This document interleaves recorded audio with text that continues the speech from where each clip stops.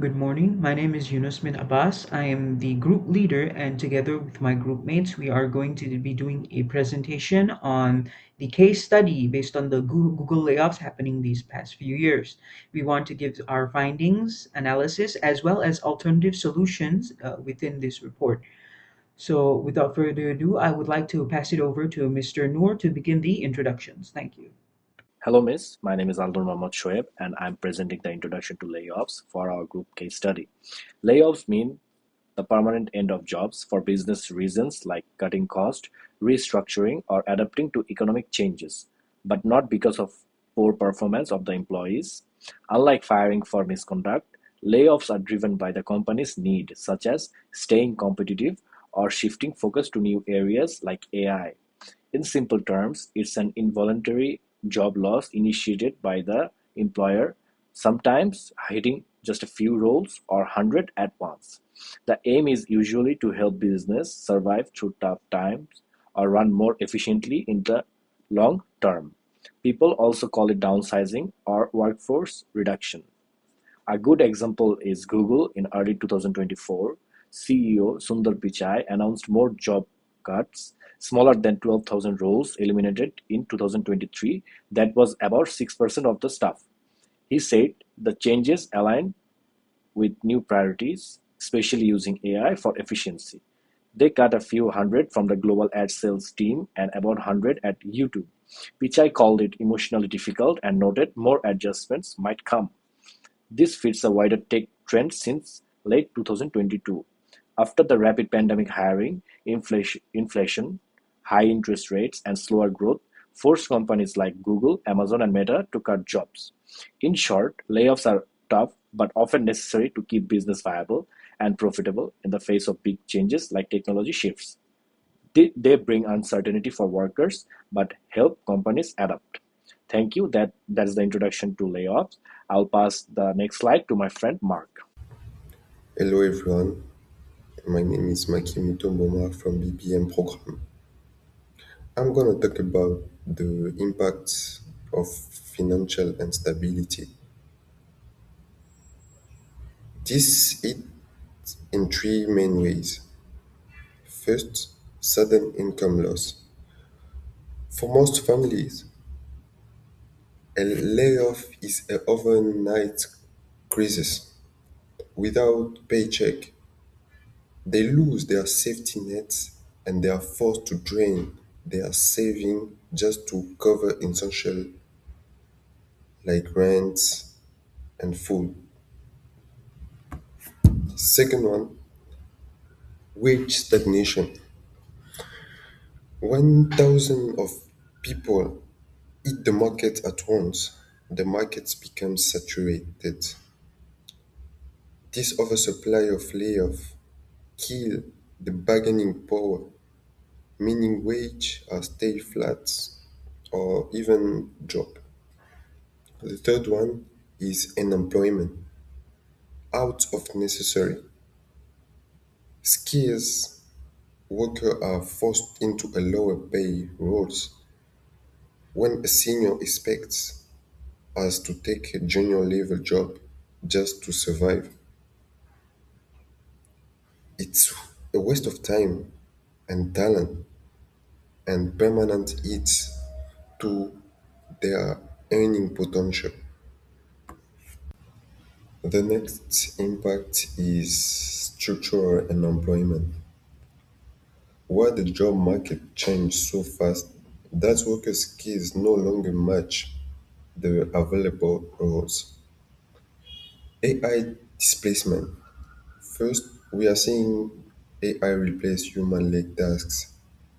This is not just a temporary layoff, it's a permanent shift where certain job functions are being automated out of existence.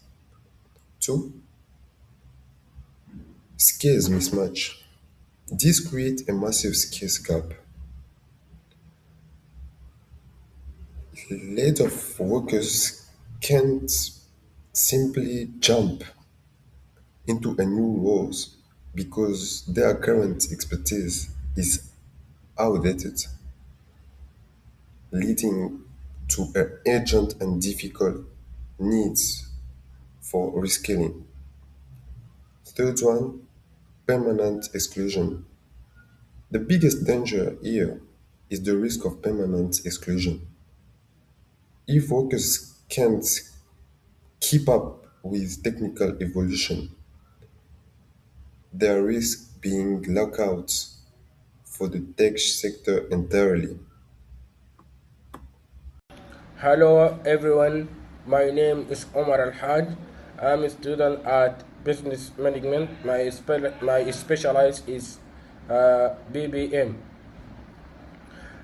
Today I want to talk about impact, psychological and culture. Artificial intelligence is changing our lives and jobs. Some tasks that people used to do are now done by AI. This can make workers feel worried or stressed about losing their jobs. Another problem is the skills mismatch. Some workers do not have the new skills needed for modern technology jobs. Because of this, many people need to learn new skills. There is also a risk that some people may be left out of the teach sector if they cannot get training or education. So, finally, AI has many benefits, but it also created changes for people and society. Hello everyone, my name is Omar Al Haj. I'm a student at SUKD University. I'm study business management. Today I want to talk about impact labor market changes. Today the labor market is changing because of new technologies and AI. One major change is the rise of the gig economy and contract work. Many people now work as freelancers or short term workers instead of having permanent jobs. Because of this, workers often lose important benefits such as health insurance, paid leave, and pensions that full time employees usually receive. Another problem is that it can weaken organizational stability when companies uh, depend more on temporary or contract workers. Employees may not stay for a long time. This can reduce teamwork, loyalty, and long term planning inside organizational. In conclusions, while this labor market changes can create flexibility and new opportunity, they also bring challenges for workers and organizations. Thank you, Mr. Omar. I would like to give a brief overview on the alternative HR strategies Google can employ within the company. So, why reskilling is important is, let's start with the first point: training and redeploying its employees. So, Google, in the era of Industry 4.0, Google is shifting more and more of its resources towards AI and automotive technologies. And based on the case study, we understand that layoffs are not just for cost cutting, but uh, we also want to cut away redundant legacy IT roles that the company deems irrelevant for the company moving forward. Now, why reskilling can help in this scenario is these employees within the legacy IT roles can be reskilled, retrained, and redeployed into these newer AI, into these newer job roles, such as AI development, cloud computing, and digital advertising. And it would why the company would profit off this scenario is that through basic HR hiring processes, it's more costlier and the new hires require more training to fit well into the company, and they have slower productivity as they're still trying to get used to the company, whereas existing employees are already familiar with how the company operates and provide much more value and productivity to the company as well. So moving on to our next point, where how reskilling builds trust, morale, and competitiveness, is that through reskilling, the employees feel like they're valued and they're not being cut away or felt as disposable or just replaceable in general. And reskilling to the employees means that the upper management still values them, the company values them and their work ethic, and they would be more willing to just put them in a newer role compared to just cutting them off from the company. And this in turn leads to higher motivation, higher morale, uh, and then would lead to higher productivity as well as innovative capabilities. Now, this is important as our third point. It means that, okay, basically Google is a company that thrives on innovation. Okay, a few examples is their Android OS system, Google Earth, Google Lens, Google Goggles, and even their Google phone line as well, Google Pixel phone line. These are all innovative products by Google, and it shows that this is their, and most of their innovation basically comes from their employee base alone. A lack of that means the company would struggle within the market they're currently leading in. And one example I could give for a company that's using reskilling and retraining initiatives is IBM. Now, uh, since okay, IBM has launched this platform called Your Learning, and it helps their existing employees transition into more relevant roles such as cloud computing and AI development roles, especially machine learning and such.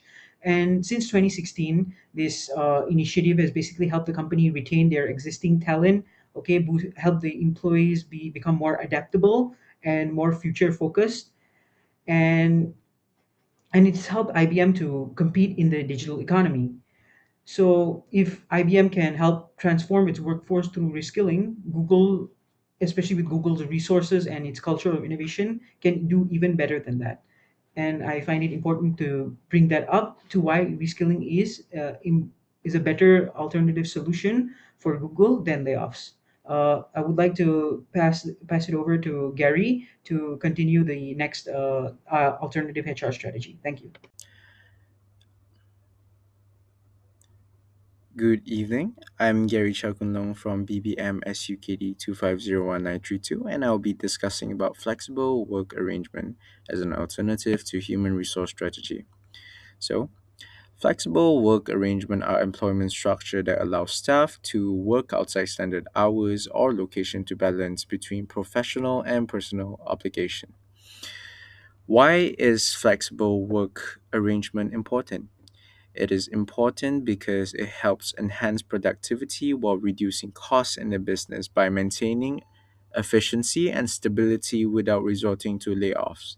This involves formally implementing policies such as hybrid work models, job sharing, and voluntary transitions to part time roles. So, there are three main points which I would like to highlight: remote work models, support families and caregivers, and lastly, cost savings. So, to start, remote work models are important, especially to those with specific needs. For example, individuals with disabilities will find it more convenient having remote work and flexible working hours. Other than that, flexible work arrangements can be categorized into flexible working hours, flexible working days, and flexible place of work. Secondly, we have support families and caregivers. Flexible work arrangements are able to support families and caregivers by promoting work life balance and boosting overall morale. The cumulative effect in flexible working arrangement will be cost efficiency and committed workforce in a business. The reduction of office space and utilities help reduce expense in an organization while allowing employees to be in a comfortable and controlled environment while working, which will help reduce stress. And ultimately, flexible work arrangement helps result in maintaining the business while improving productivity and profit. Lastly, cost saving, also known as strategic cost optimization. Strategic cost optimization is needed in a business to ensure profit without receiving loss. Unlike layoffs, which breaks morale, strategic cost optimization targets operational bloat to ensure and maintain an efficient business. So, those are the 3 points which I have highlighted, and that will be all from me. Thank you very much.